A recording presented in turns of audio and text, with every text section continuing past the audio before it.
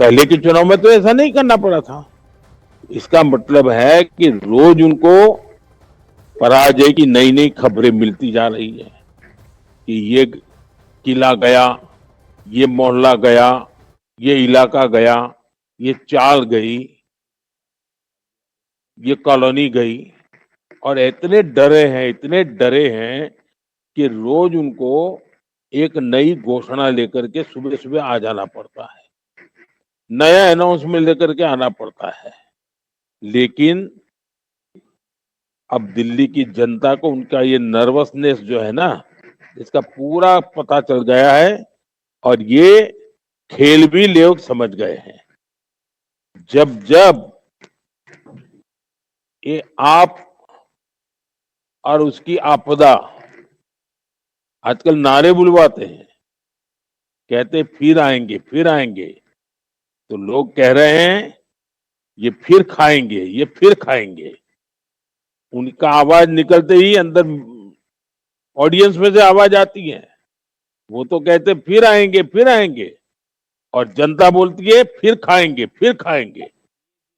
हमारे बूथ के हर कार्यकर्ता के पास ये आपदा वालों की पूरी पोल पट्टी अब छुपी हुई नहीं है, पहले से है। पहले इनकी पोल खोलें और फिर अपनी उपलब्धियां बताएं। हम क्या करने वाले हैं ये एक एक घर में बैठ करके समझाए, ऐसे चलते चलते नहीं। जी। अब जैसे झुग्गी बस्तियों के लिए इन्होंने क्या क्या बातें नहीं की थी, उनकी हर बात आपदा बन गई। वो कहते थे झुग्गी में मकान बनाएंगे, बार बार कहते थे, बनाए तो नहीं, उसकी तरफ देखा भी नहीं, अब फिर से कहने लगे अब मकान बनाएंगे। अरे भाई 10 साल तो करते उसमें कुछ करने की फुर्सत नहीं मिली, गरीबों की तरफ देखा नहीं, और आज नई नई बातें कर रहे हो। भाजपा के हर बूथ कार्यकर्ता के पास तो भारत सरकार ने जो घर दिल्ली में बनाए हैं उसकी तस्वीरें हैं, जो लोग वहां रहने गए हैं उनकी वीडियो है। भाजपा की सरकार ने अलग अलग जगह जो पक्के घर झुग्गीवासियों को दिए हैं, उनकी तस्वीरें आप लोगों को दिखाएं, अपने मोबाइल फोन में रखिए इसको। और वहां जो लोग जी। रहे हैं, वो जिनकी खुशी है, उनके वीडियो उतार करके भी आपको हर एक इलाके में जाकर के दिखाना चाहिए। साथियों, बीते सालों में अलग अलग आवास योजनाओं के तहत, और जैसा अभी सुंदर जी ने बताया, दिल्ली में गरीबों के लिए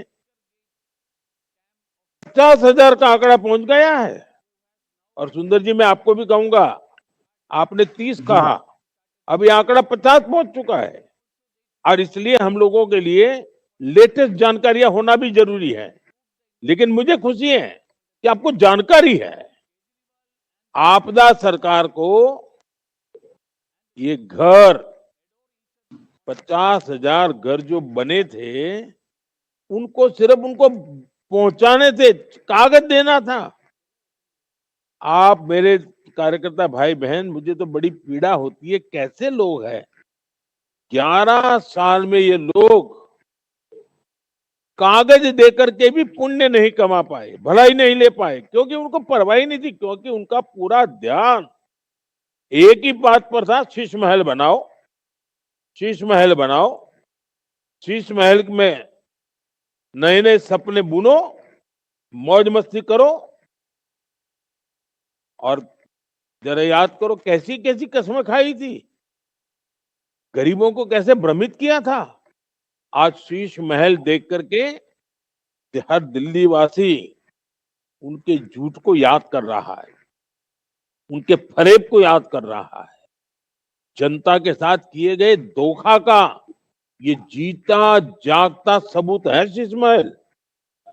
इनके राज में शीश महल में एक एक सामान पानी की तरह पैसा बहाया गया, और इसके बाद इन लोगों ने दिल्ली को साफ पानी के लिए तरसा दिया। महात्मा गांधी कहते थे ट्रस्टीशिप का सिद्धांत। ये जो सरकारी खजाने के पैसे हैं ना, चुने हुए लोग उसके ट्रस्टी हैं, मालिक नहीं है, लेकिन वो मालिक बनकर के शीश महल बना रहे हैं और दिल्ली की जनता पानी के लिए तरस रही है। साफ पीने के पानी की दिल्ली में कितनी बड़ी समस्या है। आज दिल्ली में पानी माफिया, टैंकर माफिया फल फूल रहे हैं और दिल्ली वालों के बाल बच्चे गंदा पानी पीने के लिए मजबूर हैं और बीमारी के शिकार हो रहे हैं।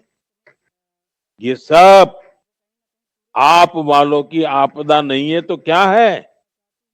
भाजपा ने हिमाचल, उत्तराखंड, जम्मू कश्मीर, ऊंचे ऊंचे पर्वतों में रहने वाले लोगों तक, राजस्थान और कच्छ के रेगिस्तान तक पीने का पानी पहुंचाया है।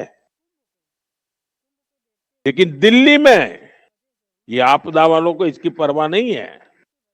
अगर भाजपा वहां शुद्ध पानी पहुंचा सकती है तो मैं दिल्ली वालों को विश्वास दिलाता हूं कि भारतीय जनता पार्टी की सरकार आते ही दिल्ली वालों के घरों में भी साफ पानी पहुंचाने का एक महाअभियान हम चलाएंगे। घर घर तक पीने का शुद्ध पानी न मिले, हम चैन से बैठने वाले नहीं हैं। साथियों, आपदा वालों ने दिल्ली की हेल्थ सर्विस को भी बर्बाद कर दिया है, उसमें भी घोटाला किया है। और भूलना नहीं है कि इन आपदा वालों ने क्या गुनाह किया था। यूपी, बिहार, उत्तराखंड, राजस्थान के जो साथी कई कई सालों से यहां सेवा करते रहे हैं, इन लोगों ने झूठ फैलाकर उनको दिल्ली से भगाने की साजिश रची। रातों रात बस पकड़ने के लिए मजबूर कर दिया गया। और आपको याद होगा वो सारे चित्र, कितनी भयंकर आपदा। ये आपदा वाले पूर्वांचल के लोगों को कितनी नफरत करते हैं, कितना जहर इनके दिलों में पड़ा है। वो कोविड के काल में दिल्ली से लोगों को जो भगाया था ना, वो बात कोई दिल्ली वासी भूलने वाला नहीं है। साथियों, भारत सरकार आपदा वालों को कई सालों से आग्रह कर रही है कि आयुष्मान योजना लागू करो।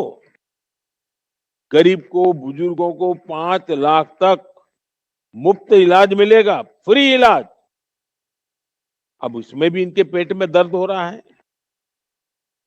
देना नहीं चाहते, अहंकार बीच में आ रहा है। मैं दिल्ली वालों से कहना चाहता हूं, आयुष्मान योजना से कितना बड़ा फायदा है।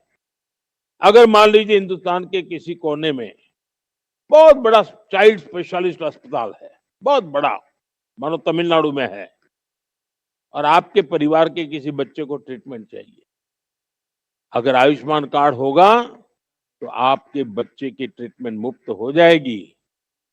लेकिन ये आपदा वाले जो बातें करते हैं, जो अड़ंगा डाल करके रोक करके बैठे हैं, आपका बच्चे का क्या हाल होगा ईश्वर जाने। अगर आप व्यापार के काम के लिए गए हैं, पढ़ने के लिए गए हैं, कहीं कोई मुसीबत आ गई, बीमार हो गए, तो वहां की अस्पताल भी आपको मुफ्त में इलाज करेगी, क्योंकि आपके पास कार्ड है। लेकिन यही कार्ड, आयुष्मान कार्ड, ये आपदे वाले घुसने नहीं देते। क्यों? उनको दिल्ली के लोगों की परवाह नहीं है। साथियों, मुझे पक्का विश्वास है कि अब पूरी शक्ति एक एक मतदाता पर केंद्रित करिए। हर बूथ में 10 कार्यकर्ता, 15 कार्यकर्ता, 20 कार्यकर्ता की टोली बनाइए, 2-2 कार्यकर्ताओं की एक टीम बनाइए, हर टीम को 10-10 परिवार का जिम्मा दे दीजिए और अब 5 फरवरी तक उनको उस 10 परिवार पर ही ध्यान केंद्रित करना चाहिए। अगर पूरे पोलिंग बूथ के हर परिवार को आपने ऐसे काम बांट दिया, तो आने वाले 10-15 दिन में उनका इतना परिचय गहरा हो जाएगा, तो वो मतदान भी सुबह-सुबह करवा पाएंगे। चलिए, काफी बातें की आपके साथ। आइए अगले अपने किसी साथी के साथ बात करते हैं। अब कौन बात करेगा मेरे से? नमस्कार प्रधानमंत्री जी। नमस्ते भैया। मेरा नाम रवि कुमार है। मैं रवि मॉडल जी, टाउन नमस्ते। विधानसभा से नमस्ते। मैं मॉडल टाउन विधानसभा से बूथ नंबर 10 का अध्यक्ष हूँ। करते क्या है भैया? मैं एक ड्राई कंपनी है, उसके अंदर व्यवसाय करता हूँ। अच्छा अच्छा। तो आप सच्चे अर्थ में सफाई का काम कर रहे हैं। हाँ जी, हाँ जी। तो फिर अब दिल्ली की सफाई की बारी आई है हमारे सबके जिम्मे। हाँ जी, हाँ जी, हाँ जी। जो अभी तो बर्बादी बहुत की है। अच्छा देखिए रवि जी, हाँ जी, आप तो जानते हैं भाजपा ने मध्यम वर्ग को, मिडिल क्लास को देश की इकोनॉमी की रीढ़ माना है। हम मिडिल क्लास की एस्पिरेशंस को समझते हुए शिक्षा से लेकर स्वास्थ्य तक हर आधुनिक सुविधाएं बना रहे हैं। लेकिन ये आप वालों ने आपदा ने दिल्ली में मिडिल क्लास को सिर्फ मुसीबतें दी हैं। समस्याएं ही समस्याएं दी है। आप जब कॉलोनियों में जाते हैं, खास करके मध्यम वर्गीय परिवारों से मिलते हैं, तो आपका संवाद क्या होता है, बातें क्या होती है, मैं जरा जान सकता हूं आपसे? हाँ जी। संवाद होता बताइए। है सर, वो संवाद होता है, लोगों से बातचीत होती है। लोगों का रिएक्शन बहुत बहुत ज्यादा, मतलब इतना खराब है आपदा के खिलाफ, बहुत ज्यादा। क्योंकि पीने के लिए पानी, लोग घर घर में पानी नहीं है पीने के लिए, लोग जाते हैं खरीद कर पानी पीते हैं, जिससे कि वो कहते हैं कि भाई हम इतने पैसे नहीं कमा सकते जो कि हम इतना खरीद के पानी पी सकें।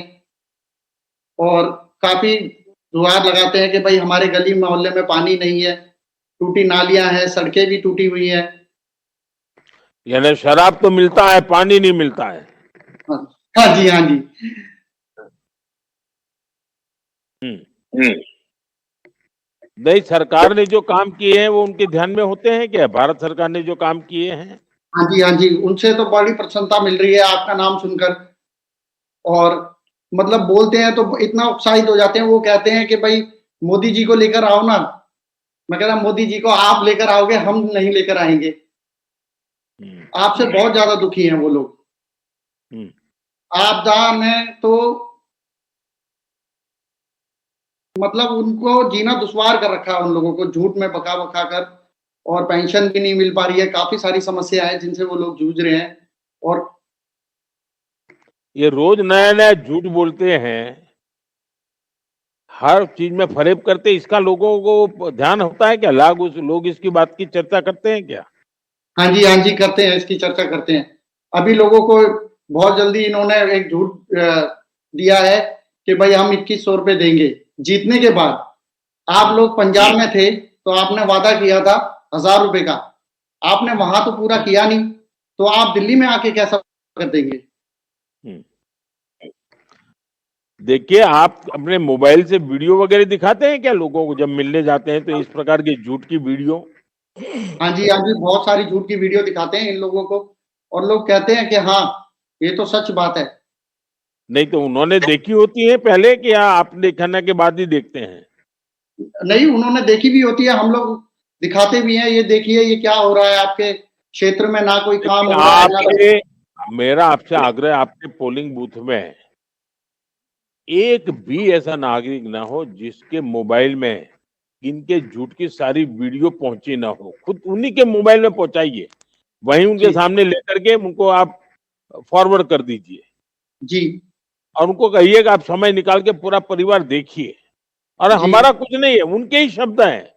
उन्होंने 5 साल जी पहले बोला क्या, आज क्या बोल रहे हैं? 7 साल पहले बोले क्या, आज क्या बोल रहे हैं? 9 जी साल पहले क्या बोले, आज क्या बोल रहे हैं? दुनिया जी तुरंत समझेगी। चलिए रवि जी, मुझे लगता है कि आप बहुत सारे साथियों के साथ एक बूथ को संभालने के लिए पूरी ताकत लगाए हुए हो। भारत सरकार मध्यम वर्ग का ease of living, middle class का ईज ऑफ लिविंग के लिए या ईज ऑफ ट्रैवल के लिए आज इतना सारा बजट खर्च करती हैं। हमने दिल्ली के मध्यम वर्ग की एस्पिरेशन को एड्रेस किया है। आज दिल्ली में चप्पे चप्पे तक मेट्रो पहुंची है, नेशनल हाईवे और एक्सप्रेसवे का जाल है। ये सब भारत सरकार कर रही है। दिल्ली के टॉप 10 बड़े अस्पतालों में से अधिकतर भारत सरकार के जिम्मे